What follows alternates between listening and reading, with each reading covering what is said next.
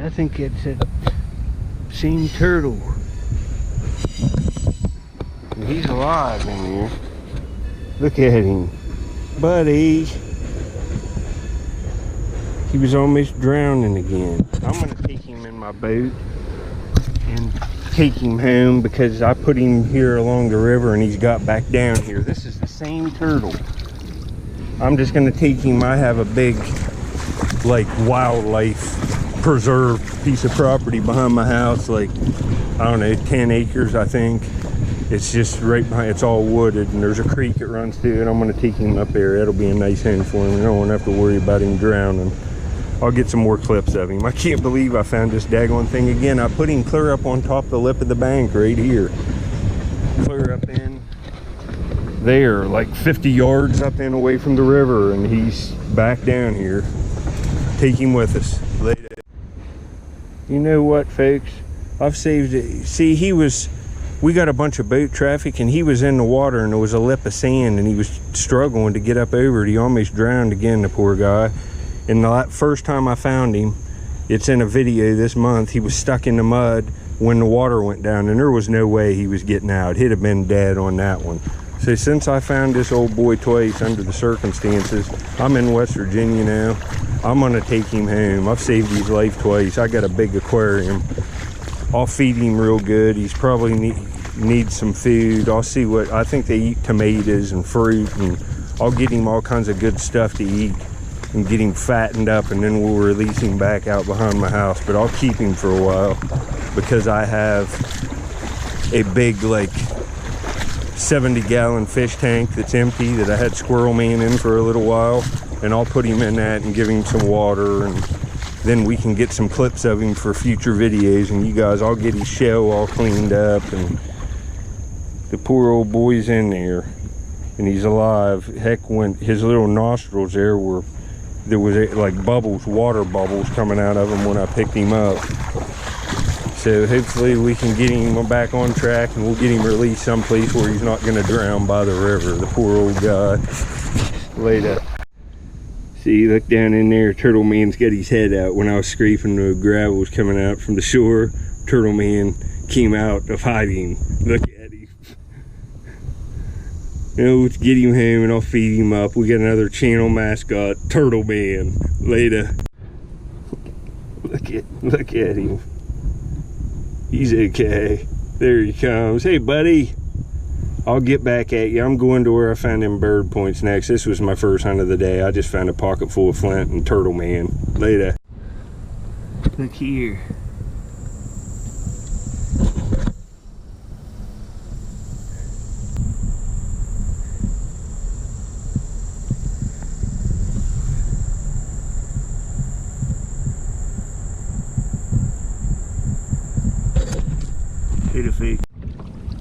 Alright, sorry about the shovel head there in the shot.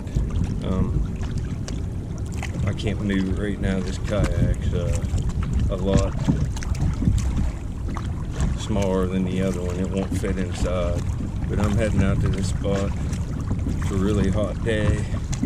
But you know, I'd say this place is getting worked down. I've sifted almost all of it, but you know, I can't get all the points, so I have a good shot out here. I went on like a 15-16 trip run and found multiple points every time, so it's not like I don't have a chance. I'll get back on my first find if there is any. Well, I'm all bloody already from briars, man. It's hot too. Bet you're in the water, so you're all right. But I'm right up in there along that pipes where I found that big Crooksville chert pentagonal like a week ago. And it's the highest bank in the whole site. So it's given more time, ancient time. And I got an older point, it looks like here, but it's broke. But it would have just been some kind of side notch, and it's made out of Coshocton flint with weight on it. Oh, look at that, probably a big sandy. It's not real ground. It might be something mid-archaic too, like a Brewerton. But man, look. Ah, it's translucent up in there around that weight. That would have been a nice one. That's Coshocton flint, Upper Mercer, from Coshocton County, Ohio. It's an old break. but right up in there, just scraping on the base clay. Look at these screens, busted up fire rock. Man, that's a shame. Later. All right, folks, I'm really looking around today, and I cut out some of these like weeds and stuff, and there's a heck of a layer back up in here of fire rock, and it's all just laying right here. And I'm looking at my screen, and I've just got an absolute day maker. See if you see it. I'm gonna have to get pictures with my camera, so we'll hold off here a second. It looks nice. It looks like a Hopewell. See if you see it there. I'll be back in a minute and we'll pull it. Get me some pictures with my phone. Later. All right, I'm back. I had to pull it up in here. It's hard to get photos in direct sunlight. I have to pull it up in under the stuff in the shade. And I got barges going by and big cabin cruisers. I'm getting pounded by waves. I had to put my kayak clear up on top. But you know, it's worth it when you can find something like this, all the aggravation. This is a really nice point. I haven't picked it up. That's just how I saw it in the screen. It looks really nice. It's all stained up. It's river stained. It's tan chirp, but look at the black on it. That's just staining. The base is not ground, and I would say that's a little Hopewell. You can see the fantail base. Look how stained up that is. That's just a tan piece of chert, and it's just black from river staining. But it's a well-made little point. It's pretty nice. I like it. It's just a classic Hopewell base in my opinion. That ain't bad. I really like that. It's a nicely made little point. But anyway, I'll get back. That's a day maker. Can't believe it. Horrible conditions with boat waves and stuff, and I mean it's 100 degrees, but there's a little bit of breeze going, you can see, and my legs are wet, so it makes it to where you can tolerate it. Man. Well, anyway, later, folks. All right. Man, I've been over there picking out thorns out of my hands, grabbing that stuff. I got another one here right in my hand. I'm trying to get it out. But still sifting right in there. It's 5 minutes after I found the Hopewell point. Looking through my screen out here, waited for a barge to go by. And, well, I'll show you this. I gotta go get my camera. I forgot it again. I will get back here in a second. Let me show you this. Look at this point. Oh man, folks. I'll get back here in a second. Later. Right. This is just how I saw it in the screen. You're not going to be hard to find that. And where's the Arrowhead picture? But what I did, there was sticks and stuff on this and leaves. And what I do, I pick all the bigger rocks out, and then I go out in a little, you know, that deep water and flake the stuff off like this kind of stuff, so I can see everything in the screen. And that's just right where it was laying. It's a little pentagonal and it's pink flint ridge, and it's going to be translucent. It's a nice little point. And you know, I'm in West Virginia. This is a West Virginia. Look at the pentagonal resharpening. And that just looks like use wear. It was a little knife. The tip's kind of, and look how stained up it is on that side from laying in there. But watch this. Look at this stuff, folks. That's just ridiculous. Ridiculously translucent. Look at that. Holy smokes, it's a good piece. 2 nice points already. I'll get back on my next one. I haven't even looked through all that screen yet. Man, that's 3 points here within like a 10-yard stretch. This is the way it is on the river though. You might have a couple rough days where you find stuff, but it's just average. And then you'll get in a catch like that where it's holding rock, and you might find 6-7 months worth of points in 48 hours. It's just point, and that's just how it is.